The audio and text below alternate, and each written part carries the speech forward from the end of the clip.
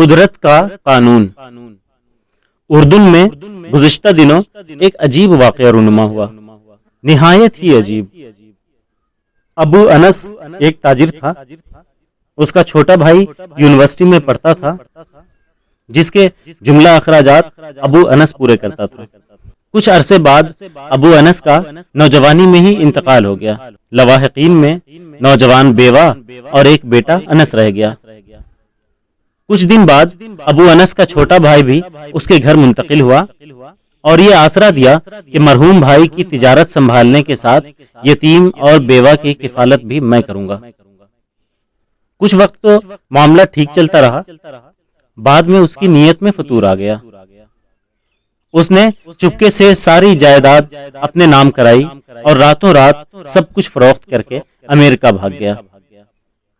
پیچھے یتیم اور اس کی ماں سڑک پہ آ گئے۔ اس نے امریکہ جا کر گاڑیوں کا کاروبار شروع کیا اور ایک وہاں کی انگریز لڑکی سے شادی بھی کر لی۔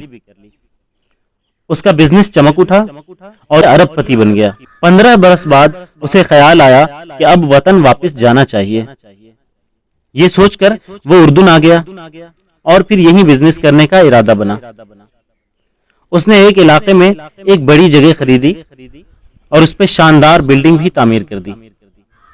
پھر یہاں بھی گاڑیوں کا بزنس شروع کر دیا۔ کچھ عرصے میں ہی اردن بھر میں اس کا ڈنکا بجنے لگا۔ ادھر انس اور اس کی ماں انتہائی تکلیف میں رات دن گزارا کر رہے تھے۔ ایک خیراتی ادارے کے تعاون سے انس نے تعلیم حاصل کی اور اب شادی کر کے نوکری بھی کرنے لگ چکا تھا۔ غربت کے باوجود وہ اپنی ماں کا بہت خیال رکھتا تھا، مگر چچا کو کبھی اس کا خیال نہیں آیا۔ لیکن انس اور اس کی ماں کو سب معلوم تھا کہ وہ حرام خور واپس آ چکا ہے۔ ایک دن ماں نے بیٹے سے کہا کہ ہمت کرو، جاؤ اپنے چچا کے پاس اور اس سے اپنے باپ کے مال کا کچھ حصہ مانگو۔ ماں کے کہنے پہ انس چچا کے شو روم میں پہنچ گیا، مگر چچا نے کٹھور دلی کا مظاہرہ کر کے اسے بھگا دیا اور کہا کہ آئندہ ادھر کا رخ بھی کیا تو گرفتار کروا دوں گا۔ وہ بوجھل قدموں کے ساتھ ماں کے پاس واپس آیا اور سارا ماجرا سنایا۔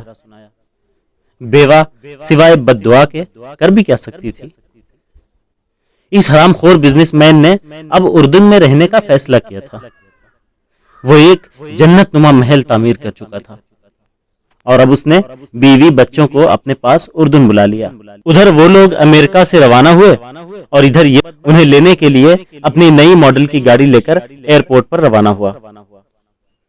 جب وہ ایئرپورٹ سے باہر نکلے تو یہ سب اس نئی گاڑی میں سوار ہو کر اپنے محل کی طرف چل پڑے۔ یہ سارا منظر دیکھ کر فرشتہ اجل ہنس رہا تھا۔ جیسے ہی ان کی گاڑی مین سڑک پہ پہنچی تو ایک تیز رفتار ٹرولر نے اسے روند ڈالا اور انس کا حرام خور چچا اپنی امریکن بیوی اور دونوں بچوں کے ساتھ ٹکڑے ٹکڑے ہو گیا۔ پیچھے اس کا سوائے انس کے کوئی نہیں تھا، یہی اکلوتا وارث۔ اب اس کا محل، شو روم اور بزنس بیٹھے بٹھائے انس کی جھولی میں گر گیا۔ کیسا عجیب معاملہ ہے نا رب کریم کا۔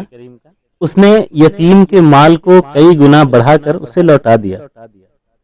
وہ مظلوم کی دعا ضرور سنتا ہے، اگرچہ اس کے ظاہر ہونے میں 15 برس بھی لگ جائیں۔ دوسرا یہ کہ وہ ظالم کو ڈھیل ضرور دیتا ہے، لیکن جب پکڑتا ہے تو نشان عبرت بنا کر چھوڑتا ہے۔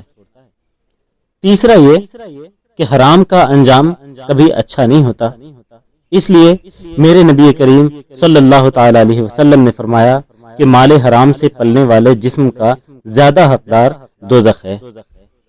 اللہ پاک ہم سب کو حرام سے بچائے اور حلال ہی پہ اکتفا کی توفیق عطا فرمائے۔ آمین یا رب العالمین۔